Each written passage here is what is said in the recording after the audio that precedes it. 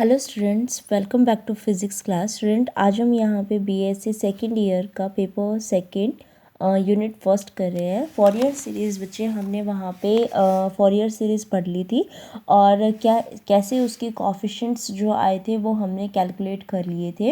एक बार मैं फॉरियर सीरीज़ को अगेन लिख देती हूँ कि जो फॉरियर सीरीज़ है, सपोज आपका कोई फंक्शन ऑफ एक्स है जिसको हम वाई मान के चल रहे हैं, वो हमारे पास इक्वल होती है ए नॉट प्लस में summation n is equal to 1 to infinite a n cos of n x plus में b n sine of n x. ठीक है, ये हमारे पास फॉरियर सीरीज़ आई थी। ठीक है, और अब हमें क्या करना है बच्चे, देखो हर किसी चीज़ की ना लिमिटेशन होती है कि आप कब तक उस चीज़ को यूज़ कर सकते हो, है ना।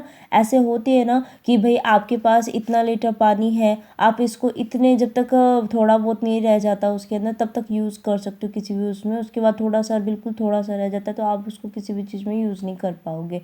तो मतलब कोई भी एग्जाम्पल टाइप का इस तरीके से लगा लो कि हर चीज़ की ना एक पर्टिकुलर लिमिटेशन होती है उसको अप्लाई करने के लिए। तो इसी तरीके से यहाँ पे भी क्या है कि हमारे पास जो ये फॉरियर सीरीज़ आई है इसको भी अप्लाई करने के लिए एक पर्टिकुलर लिमिटेशन है कि आप इसको किस हद तक कहाँ पे यूज़ कर सकते हो और कहाँ पे नहीं यूज़ कर सकते हो। ठीक है, तो इन्होंने क्या किया है, एक डिरिचलेट आए थे। ठीक है, जैसे फॉरियर सीरीज़ जो जेवीजे फॉरियर थे उन्होंने इसको डिस्क्राइब किया था। उसके बाद एक आए थे आपके डिरिचलेट आए थे। ठीक है, उन्होंने क्या बताया, कुछ पॉइंट्स बताए कि यहाँ पे क्या है आपके डिरिचलेट जो फॉरियर सीरीज़ है वो फेल हो जाती है। इसका मतलब अगर फॉरियर सीरीज़ को आपको अप्लाई करना है तो ये पॉइंट्स होने चाहिए। ठीक है, और मतलब उसके अगेंस्ट होता है तो वो वहाँ पे क्या हो जाएगी, लिमिट हो जाएगी, यानी कि फेल हो जाएगा वो आपका ये एक्सप्रेशन। ठीक है, तो कौन कौन से पॉइंट्स के ऊपर वो फेल हो जाएगा या हमें कौन कौन से पॉइंट्स रखने चाहिए, ठीक है, ताकि हम अपने फॉरियर सीरीज़ को एक्सप्लेन कर सकें, वो हम यहाँ पे करेंगे। तो उन कंडीशंस को जिनके अंदर ये सेटिस्फाई रहता है, सिर्फ उन पॉइंट्स उसके ऊपर, उन्हीं कोई कंडीशंस को हम क्या बोलते हैं, डिरिचलेट कंडीशंस बोलते हैं। ठीक है, तो अब आप यहाँ पे लिखिए डिरिचलेट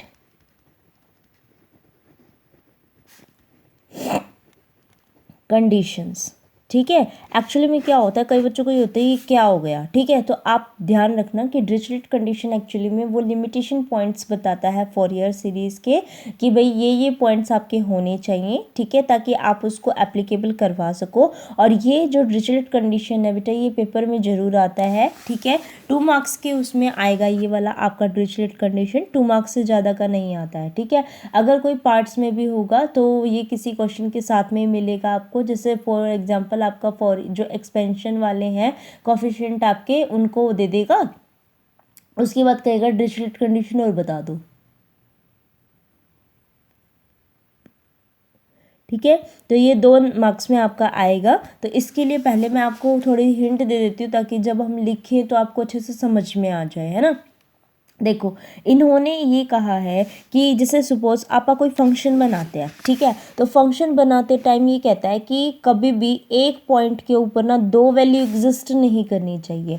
हमेशा आप कोई भी कर्व बना रहे हो किसी भी पॉइंट के ऊपर तो ये एक ही वैल्यू दे, ऐसे करके ऐसे करके ऐसे करके ये 1 2 3 वैल्यू दे गया सेम पॉइंट के ऊपर। तो ऐसे वाला कर्व तो आपका परमिजिबल नहीं है। सिर्फ क्या रहेगा आपका, एक उस पॉइंट के ऊपर एक ही वैल्यू एग्जिस्ट करे, ऐसा कर्व होना चाहिए। ठीक है, उसके बाद इन्होंने ये कहा, पहला तो ये हो गया कि ये सिंगल वैल्यू होना चाहिए। ठीक है, दूसरा ये कहता है कि जो आपका कर्व है बेटा वो आपका कॉन्टिन्यूस होना चाहिए। कॉन्टिन्यूस का मतलब क्या है, इस तरीके से यहाँ ओपन करके यहाँ इस तरीके से उसकी पर्टिकुलर फाइनाइट वैल्यू भी आ जानी चाहिए।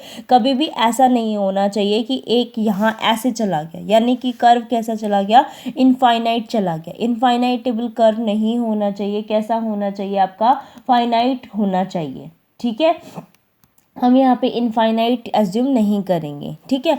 अभी कह रहा है सेकंड, उसके अंदर क्या कहता है, थर्ड उस पॉइंट के ऊपर क्या कहता है कि जो भी आप इसके अंदर, क्योंकि कई कर्व ऐसे होते हैं जो कॉन्टिन्यूस फॉर्म में बनते हैं, यानी कि कहीं पे भी ब्रेक नहीं आ रहा, लेकिन कई ऐसे आते हैं आपके कि जैसे आप कर्व बना रहे हो, ठीक है, यहाँ पे डिसकंटिन्यू आके यहाँ से स्टार्ट हो जाता है। कॉन्टिन्यूस तो ऐसे होता, लेकिन ये क्या आ गई यहाँ, ये ना आके क्या हो गया, ऊपर से स्टार्ट हो गया। तो दो वैल्यू इसकी कैसे, उसमें एक ऐसे करके ऐसे नहीं हुई, ठीक है, तो ऐसे करके ऐसे नहीं हुई, तो हम इसको वो तो बोल नहीं सकते कि भाई सिंगल वैल्यू नहीं है, ठीक है। क्यों? क्योंकि यहाँ पे आने के बाद नेक्स्ट उससे वो यहाँ से स्टार्ट हो रहा है, ठीक है। तो इसका मतलब ये क्या आ गई, इसके अंदर डिसकॉन्टिन्यूटी आ गई। अब ये कहता है डिसकॉन्टिन्यूटी अगर आ गई तो ये कितनी होनी चाहिए, तो कहता है फाइनाइट नंबर की है, तो उसमें ठीक है, तो इनफाइनाइट नंबर की डिसकॉन्टिन्यूटी नहीं होनी चाहिए, बहुत सारी डिसकॉन्टिन्यूटी इसके अंदर नहीं होनी चाहिए, ठीक है। तो ये 2-3 पॉइंट ही इसने बताए थे डिरिचलेट ने, उन्हीं को इन्होंने क्या कह दिया, फॉरियर सीरीज की लिमिटेशन बता दी कि बस ये यहाँ पे ही सेटिस्फाई रहेगा, इनके अगेंस्ट अगर हो गई चीज़ें तो वो वहाँ पे उसको सेटिस्फाई नहीं करेगा, ठीक है। तो आप लिख लीजिए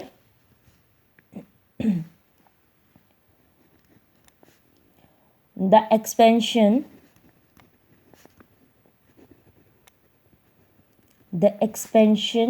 of function f of x in form of equation, इसको फर्स्ट इक्वेशन नाम दे देती हूँ, equation first, it must satisfy the Dirichlet condition which may be stated as follows। कैसे? फर्स्ट पॉइंट तो मैंने आपको बताया था कि फंक्शन सिंगल वैल्यू होना चाहिए, ठीक है। The function f of x should be a single valued function, that is it should have only one value for a given value of x, ठीक है। इसकी क्या होनी चाहिए आपकी बच्चे, एक वैल्यू होनी चाहिए पर्टिकुलर एक x के लिए। कैसी होगी? जैसे ही मैंने अभी आपको वहाँ पे ऊपर बना के बताई थी। कैसे बना के बताया था आपको, बताओ। अभी यहाँ पे ड्रॉ भी करना है क्योंकि हमें, ठीक है। सपोज हमने यहाँ पे एक x is equal to x0 point लिया हुआ है और इसके ऊपर देखो ये ऐसे जा रहा है, कॉन्टिन्यूस में कह रही हूँ मैं ये, ठीक है। कॉन्टिन्यूस में देखो ये एक करके इस तरीके से यहाँ आ गया, ठीक है। तो इसका मतलब क्या हुआ, कर्व कहीं ब्रेक नहीं हुआ था, लेकिन फिर भी इसने एक उसमें कर्व में ही क्या दिखा दिए, इतने सारे पॉइंट्स बता दिए, ठीक है।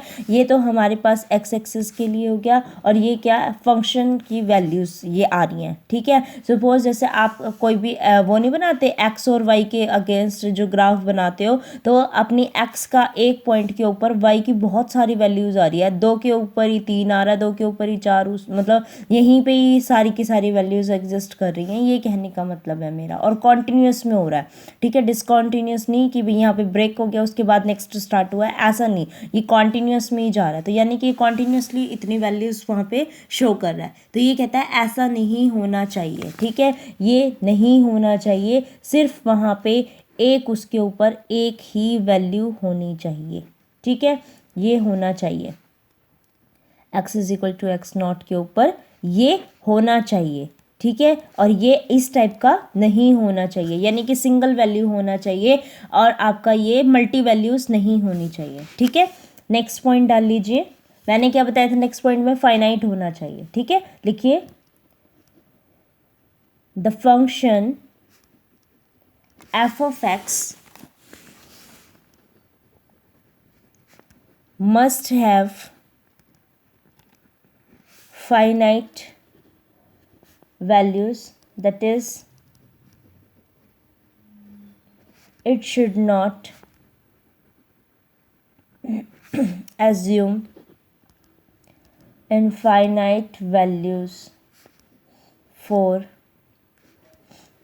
Any value of x means ये अपनी x की वैल्यू के ऊपर इनफाइनाइट नहीं जाना चाहिए, उसकी वैल्यू इस तरीके से फाइनाइट ही होनी चाहिए। इसका मतलब इनफाइनाइट कैसे, इनफाइनाइट ऐसे कि ये ऐसे चला गया, ठीक है, और फिर बाद में वहाँ से इस तरीके से आया, समझ रहे हो, ठीक है। तो ये जो अपनी x is equal to x naught के ऊपर ये जो प्लॉट बनाया है इन्होंने, ये कैसा हो गया आपका बच्चे, इनफाइनाइट चला गया, ठीक है, ये इनफाइनाइट जा रहा है, तो मैं ऐसा ग्राफ को यूज़ नहीं करूँगी, ठीक है। तो आप ये कहना चाह रहे हो कि इस टाइप का ग्राफ नहीं होना चाहिए, फाइनाइट होना चाहिए, ठीक है। थर्ड लिखिए, थर्ड क्या बताया था, डिसकंटिन्यूटी हो लेकिन फाइनाइट होनी चाहिए, ठीक है, इनफाइनाइट पे जाके नहीं, या फिर इनफाइनाइट नंबर की डिसकंटिन्यूटी नहीं होनी चाहिए, ठीक है। लिखिए, the function F of x should have number of discontinuities and finite number of maxima and minima in its period t, ठीक है। सपोज आपके इसके अंदर मैंने ये कह दिया कि मेरे पास ये था x is equal to x naught point, ठीक है, इसके ऊपर यहाँ जा रहा है और फिर बाद में यहाँ से यहाँ आ रहा है, ठीक है। तो ये कैसा आ रहा है, कम पॉइंट फंक्शन का है, ये ज़्यादा पॉइंट फंक्शन का है, तो मैंने इसको कह दिया एफ एक्स नॉट पॉजिटिव और इसको कह दिया कि ये कैसा है, एफ एक्स नॉट नेगेटिव, ठीक है। तो ये कहता है कि यहाँ पे डिसकॉन्टीन्यूटी आ गई, क्या कि फंक्शन का ये वाला जो पार्ट है वो नेगेटिव वाला, वो तो आपका इक्वली नहीं है इसके, इसका मतलब क्या आ गया, ये अपना डिसकंटिन्यूटी आ गई है। तो ये डिसकंटिन्यूटी होनी कैसी चाहिए, फाइनाइट होनी चाहिए, ठीक है। तो क्या लिखेंगे कि a function F of x is said to have a discontinuity at x is equal to x naught if, ये लेफ्ट हैंडेड हो गया, ये राइट हैंडेड हो गया, ठीक है। तो if f of x naught left handed is not equal to f of x naught at the right hand, ठीक है। तो इसका मतलब क्या हुआ कि जो लेफ्ट हैंडेड की जो फंक्शन की वैल्यू है वो मेरी राइट हैंड के फंक्शन की वैल्यू से इक्वल नहीं है, तो इसका मतलब ये क्या आ गई, आपकी डिसकंटिन्यूटी आ गई। तो हमने बता दिया कि ये जो डिसकंटिन्यूटी है इस तरीके से आती हैं और ये कैसी होनी चाहिए, फाइनाइट नंबर की होनी चाहिए, ठीक है। तो यहाँ पे अपना ये वाला पार्ट कंप्लीट हो गया है। अब जितने भी आपके फॉरियर सीरीज से रिलेटेड टॉपिक्स हैं वो हम यहाँ डिस्कस करेंगे। सीक्वेंस तो हमें पता ही है फॉरियर सीरीज के उसमें, है ना। अब देखो बच्चे, हमने जो लास्ट टाइम पे किया था वो तो हमने खाली जो हमारा फॉरियर सीरीज था जिसमें y is equal to f of x is equal to क्या लिखा था आपने, a नॉट प्लस में summation n is equal to 1 to infinite a n cos of n x plus में b n sine of n x लिखा था, right.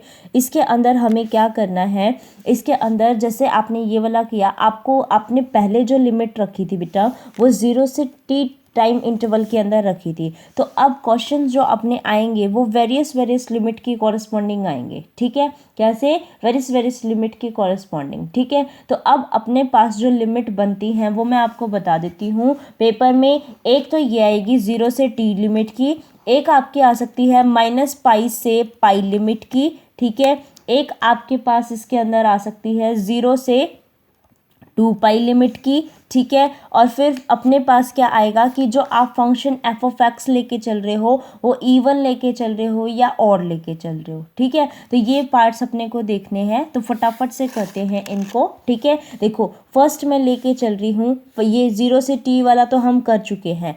आज अपने पास आ रहा है -π to π वाली सिचुएशन, ठीक है। -π to π वाली सिचुएशन है तो इन क्वेश्चन के अंदर घबराने की जरूरत नहीं है। जैसे आपने लास्ट टाइम पे इसको इंटीग्रेट किए थे ए एन ए नॉट और बी एन की वैल्यू फाइंड आउट करी थी वैसे ही आपको अब करना है, ठीक है। आपको पता है अगर ए नॉट का करना है तो बिना किसी कोफिशिएंट के सिंपल इनको इंटीग्रेट कर दो। अगर कॉस ऑफ एन एक्स के लिए यानी कि ए एन की वैल्यू को फाइंड आउट करना है तो जो फंक्शन है उसको कॉस ऑफ एम एक्स से मल्टीप्लाई करके यानी कि सारे फंक्शन को कॉस ऑफ एम एक्स से मल्टीप्लाई करके उसके बाद इसका रिजल्ट निकालना है -पाई से लेके पाई तक का, ठीक है। साइन ऑफ एन एक्स आएगा तो सारे को साइन ऑफ एम एक्स से मल्टीप्लाई करके पूरे फंक्शन को, उसके बाद आप उसको इंटीग्रेट करोगे -पाई टू पाई के लिए, ठीक है। तो फर्स्ट हम इसके अंदर निकाल रहे हैं ए नॉट के कॉफिशिएंट के लिए। ए नॉट के कॉफिशिएंट के लिए निकालूंगी तो -पाई टू पाई सिंपल हो जाएगा ये f of x d x is equal to a not integration -pi to पाई,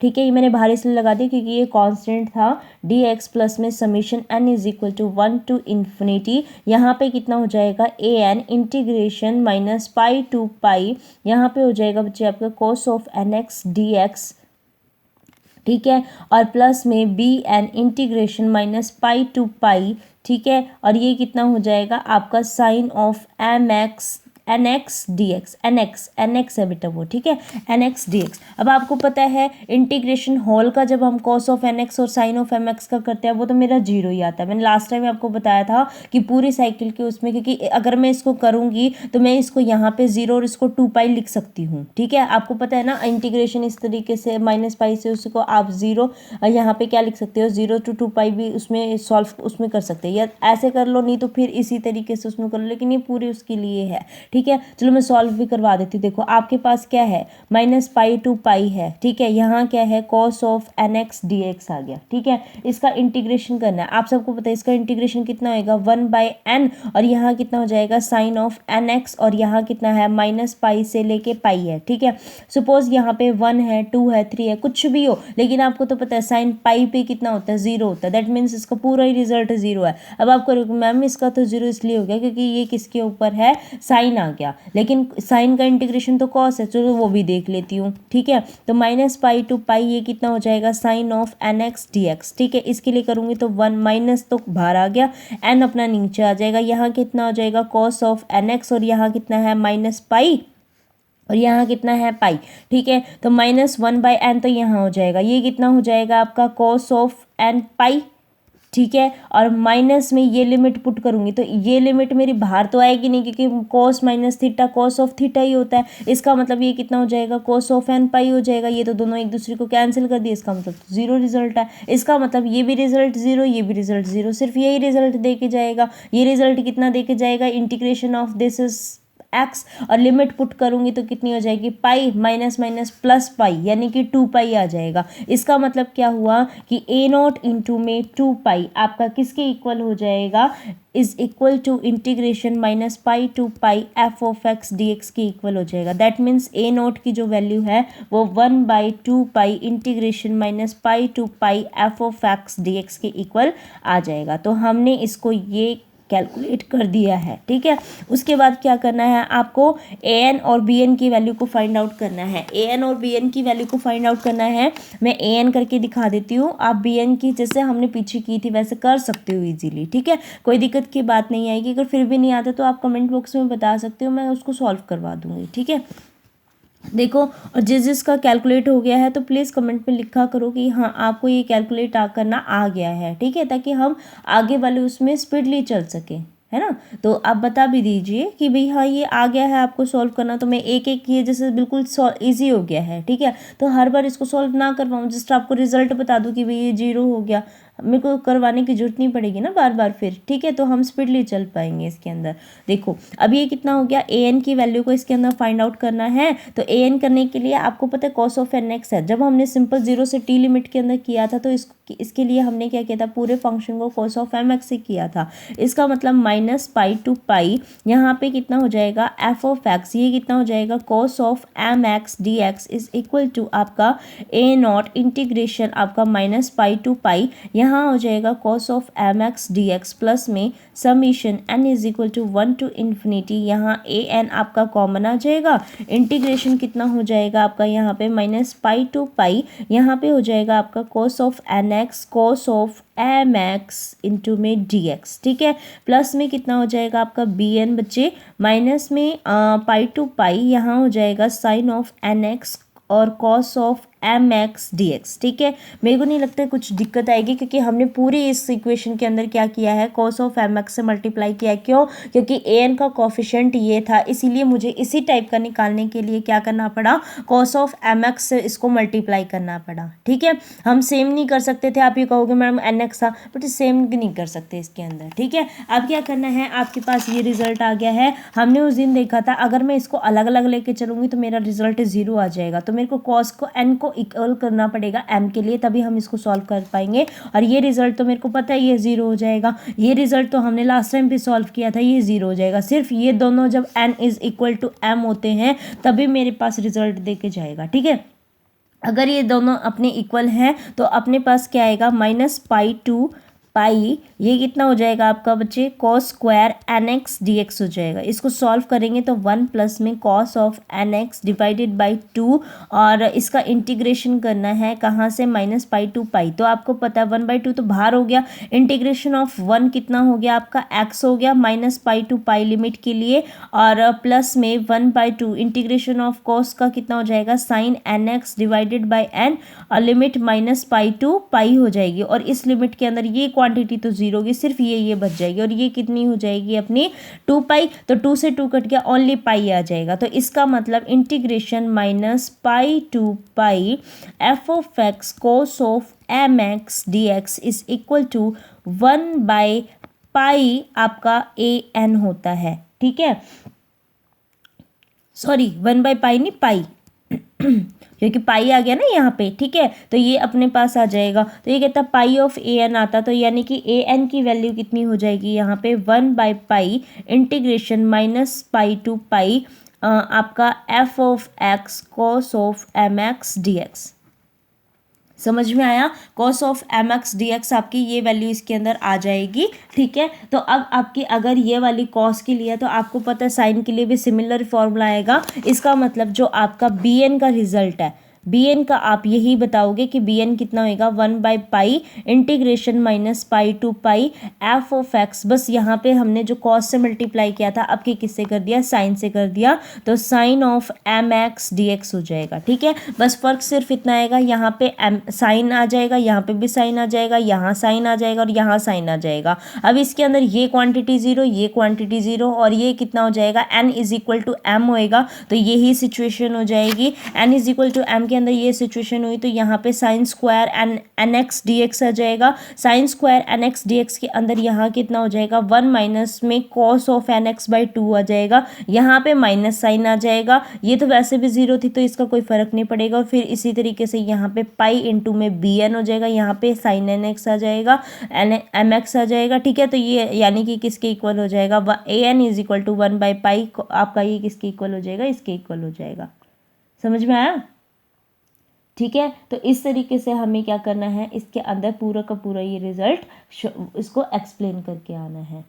समझ में आ गया आपको, ठीक है। तो ये तो किसके लिए था आपका 0 टू पाई के, वो सॉरी आपका माइनस पाई टू पाई के एक्सपेंशन के अंदर था, ठीक है। तो अगर और भी कोई एक्सपेंशन के अंदर इसको करते हैं तो आप वहाँ पे भी इसको करके आ सकते हो, ठीक है। अब चलते हैं इवन एंड ऑड फंक्शन के लिए कि इनको कैसे सॉल्व किया जाता है, ठीक है। चलो तो चलिए अब बच्चे हेडिंग डाल लीजिए, इवन एंड ऑड फंक्शन, ठीक है। तो एक बार मैं इनके बारे में आपको बता देती हूँ कि इवन फंक्शन क्या होते हैं और ऑड फंक्शन क्या होता है, क्योंकि पेपर में ना इसके अंदर ये आता है कि ये बताओ कि ये फंक्शन इवन है या ऑड फंक्शन है ना। तो देखो इसके लिए मैं आपको बता देती हूँ कि इसके अंदर देखो आपके पास एफ ऑफ फंक्शन एक्स होता है, ठीक है। कोई फंक्शन एफ ऑफ एक्स है तो ये कहता है कि अगर इस फंक्शन एफ ऑफ एक्स के अंदर मैं एक्स को रिप्लेस कर दूं माइनस ऑफ एक्स से, ठीक है, इस एफ ऑफ एक्स फंक्शन में एक्स को रिप्लेस कर दूं माइनस ऑफ एक्स से, तो अगर रिजल्ट मेरे पास क्या मिल जाता है, यहाँ पे अगेन एफ ऑफ एक्स ही मिल जाता है, तो उसको हम कहते हैं कि ये कैसा है, इवन फंक्शन है। और अगर मेरे पास आपका रिजल्ट आ जाता माइनस के एफ ऑफ एक्स के अंदर, तो हम उसको कहते हैं ऑड फंक्शन। अब आप कहोगे मैम ये कैसे, देखो हम कंसिडर करते हैं इसके अंदर कि फंक्शन कोई भी एफ ऑफ एक्स था जिसका रिजल्ट मेरे पास कॉस ऑफ एक्स है, यानी कि कोई y है जो कि function y is equal to किसके इक्वल है, आपका cos ऑफ x। तो यानी कि क्या है, y फंक्शन है किसका, x का, यही कहने का मतलब है। तो ये कहता है x को रिप्लेस कर दो किससे, माइनस ऑफ x से। तो यानी कि f x is equal to किसके इक्वल है, cos of minus of x के इक्वल है। तो ये अगेन मेरे पास किसके इक्वल हो गया, अब यहाँ पे आपने माइनस में पुट कर दिया, ठीक है। ये आपको पता है cos minus theta cos of theta he put होता है, ठीक है, कॉस ऑफ थीटा ही है। तो इसका मतलब ये किसके इक्वल हो गया, कॉस ऑफ एक्स के इक्वल हो गया। और आपको पता है ये तो एफ ऑफ एक्स होता है, तो इसका मतलब ये हो गया। तो यानी कि f of x is equal to f of minus of x है। तो यानी कि ये फंक्शन कौन सा बच्चे, इवन फंक्शन है, क्योंकि रिजल्ट में माइनस पुट करने के बाद भी प्लस ही आ गया आपके पास, ठीक है। और अगर देखो मैं यहाँ पे पुट करती, कोई फंक्शन है मेरे पास साइन ऑफ एक्स का, ठीक है, तो यहाँ पे अगर मैं एक्स को माइनस ऑफ एक्स पुट करती तो मेरे पास होता एफ माइनस ऑफ एक्स, यहाँ पे कितना हो जाता है, sine of minus of x.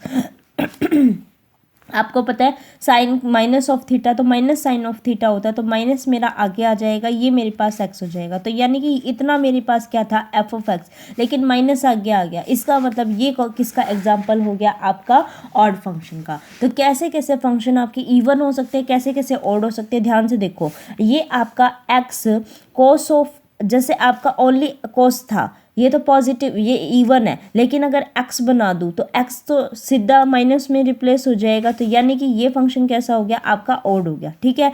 यहीं पे ही इवन फंक्शन क्या हो जाता, अगर मैं x का स्क्वायर कर देती, cos तो मेरे पास इवन दे ही रहा था, x का स्क्वायर कर देती तो मेरे पास इवन बन जाता। फिर x का क्यूब मैं साइन ऑफ x कर देती, x का cube sign of x is example of even function. क्यों, क्योंकि x के क्यूब में भी माइनस साइन है, बाहर आएगा, इसमें भी माइनस साइन बाहर आएगा, माइनस माइनस प्लस हो जाएंगे। इसका मतलब ये किसका एग्जाम्पल हो गया, आपका इवन फंक्शन का एग्जाम्पल हो गया है, ठीक है। लेकिन अगर x का क्यूब cos ऑफ x होता तो ये किसका एग्जाम्पल होता, ऑड फंक्शन का।